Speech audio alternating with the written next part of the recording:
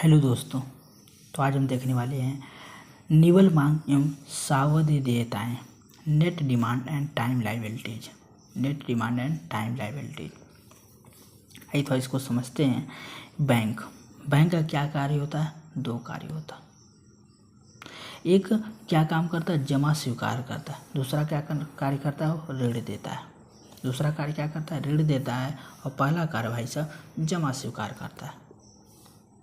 तो जमा स्वीकार करने में भी दो प्रकार होता है। एक मांग जमा, दूसरा होता है सावधि जमा। दूसरा होता है सावधि जमा। मांग जमा यानी इसको डिमांड डिपॉजिट, और सावधि जमा यानी टाइम डिपॉजिट। सावधि जमा क्या होता है? Time deposit. मांग जमा मांग देता, मांग जमा को मांग देता यानी डिमांड लायबिलिटी।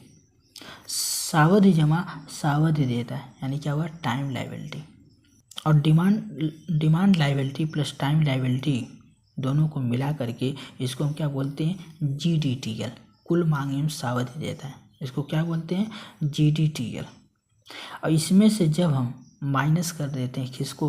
अंतर बैंक देता है, IBL, inter bank liabilities.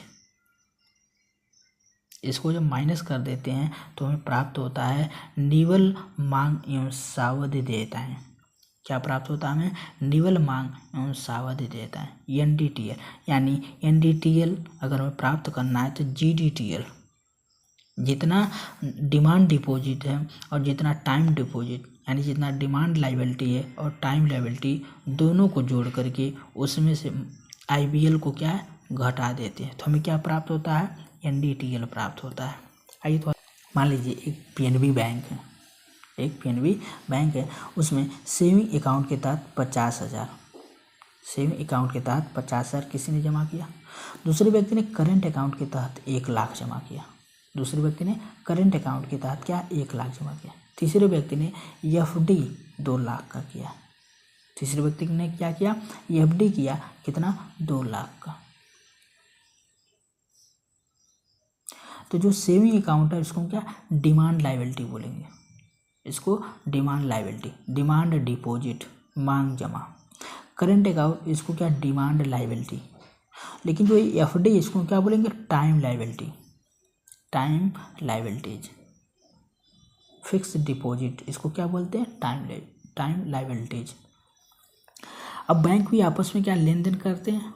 Bank भी आपस में लेन देन करते हैं। मान लीजिए उसने ICICI का बकाया था 50,000, उसने क्या उसको दे दिया, उसको क्या बोलेंगे? IBL, inter bank liabilities. यानी इन तीनों को जोड़ करके इनको घटा देंगे, यानी D और T तीनों को जोड़ेंगे, इनको घटा देंगे, और घटाने से जो हमें प्राप्त होगा उसको क्या कहेंगे? NDTL बोलेंगे। उसको क्या बोलते हैं? NDTL बोलते हैं। जैसे अभी यहाँ पर हमने क्या किया? NDTL में से जितना कुल जो मांग, यानी जो मांग आया और जो टाइम लायबिलिटी था, दोनों को क्या किए? जोड़ लिए। Grass demand and time liability जोड़ लिए, उसमें से माइनस किए किसको? अंतर बैंक देता है, यानी इंटर बैंक लायबिलिटी, जो आपस में लोग लेन देन करते हैं बैंक वाले, उसको क्या? माइनस करिए। उसको माइनस करने से क्या हमें प्राप्त होता है? NDTL प्राप्त होता है। क्या प्राप्त होता है? NDTL प्राप्त होता है। तो यहाँ पर क्या हुआ कि जो डिमांड लायबिलिटी और 50,000 है, करेंट अकाउंट के तहत डिमांड लायबिलिटी 1 लाख है, फिर FD यानी टाइम लायबिलिटी के तहत 2 लाख है। इन दोनों को जोड़ करके, इन तीनों को जोड़ करके और ICICI का जो IBL है, इंटर बैंक लायबिलिटी 50,000, इसको घटा देंगे। घटाने के बाद जो शेष अमाउंट आएगा उसको हम क्या बोलेंगे? NDTL बोलेंगे। क्या बोलेंगे उसको? NDTL बोलेंगे।